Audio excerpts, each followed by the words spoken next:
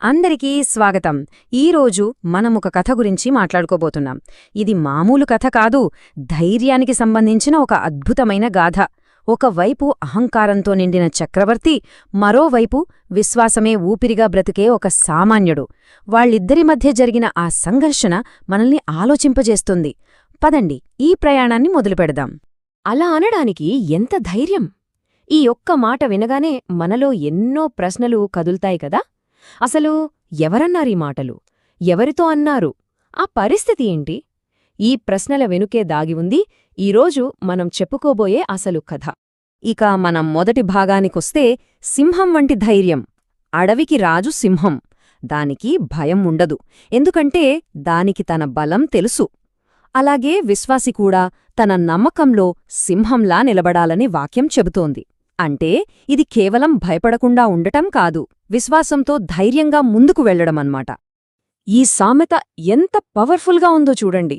నీతిమంతుడు సింహంలా నిలబడతాడు, కాని దుష్టుడు ఎవ్వరూ వెంటపడకపోయినా సరే భయంతో పారిపోతాడు. ఈ తేడానే మన కథలో, మన హీరో జీవితంలో మనం చూడబోతున్నాం. మరి ఆ సింహంలాంటి ధైర్యానికి ఒక బెస్ట్ ఎగ్జాంపుల్ ఎవరంటే క్రిసోస్టోమ్. ఈయన 4వ శతాబ్దానికి చెందిన వ్యక్తి.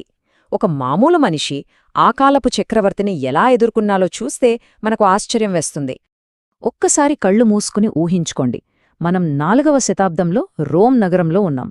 అక్కడ క్రైస్తవుడిగా ఉండటమంటే ప్రాణాలతో చెలగాటమాడ్డమే. అలాంటి భయంకరమైన రోజుల్లో క్రిస్టోస్టోమ్ తన విశ్వాసం కోసం ధైర్యంగా నిలబడ్డాడు. ఆయన ధైర్యం చక్రవర్తిని ఎంతగా కదిలించిందంటే, ఎవరి వ్యక్తి నా ముందుకు తీసుకురండి అని ఆజ్ఞాపించాడు. ఇక్కడే అసలు కథ మొదలవుతుంది. ఒకవైపు భూమిమీద సర్వాధికారం నాదే అనుకునే చక్రవర్తి, మరోవైపు నా అధికారం, నా సర్వస్వం నా దేవుడే అని నమ్మే క్రిస్టోస్టోమ్. వాళ్ళిద్దరి మధ్య జరిగిన ఆ సంభాషణ చరిత్రలో నిలిచిపోయింది. చక్రవర్తి తన మొదటి అస్త్రాన్ని ప్రయోగించాడు. నిన్ను ఈ రాజ్యం నుంచే వెలివేస్తాను అని అరిచాడు. దానికి క్రిస్టోస్టోమ్ ఏమాత్రం భయపడకుండా చెప్పిన జవాబు చూడండి.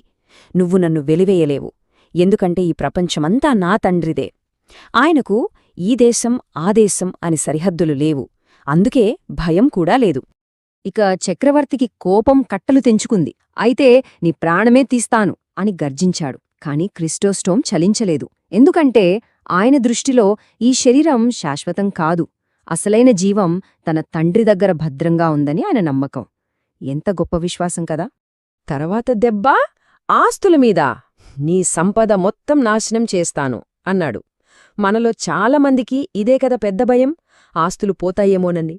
కాని క్రిసోస్టోమ్ ఆస్తి బ్యాంకుల్లో లేదు, భూముల రూపంలో లేదు, అది పరలోకంలో ఉంది. మరి దాన్ని ఎవరు మాత్రం తాకగలరు? ఇక చివరిగా చక్రవర్తి తన బ్రహ్మాస్త్రాన్ని వాడాడు. నిన్ను ఒంటరివాడిని చేస్తాను, నీకు తోడుగా ఎవ్వరూ ఉండరు అన్నాడు. ఒంటరితనం కంటే పెద్ద శిక్ష ఏముంటుంది? కాని క్రిసోస్టోమ్ ఒంటరివాడు కాదు, ఆయనకొక స్నేహితుడున్నాడు. ఆయనే యేసు. ఆయన ఎప్పటికీ తనని విడిచిపెట్టడని క్రిసోస్టోమ్కి తెలుసు. ఈ ఒక్క మాటతో చక్రవర్తి నోట మాట రాలేదు. నేను రాజులకే రాజువైన దేవుని కుమారుడిని, నువ్వు నన్ను ఏమీ చెయ్యలేవు.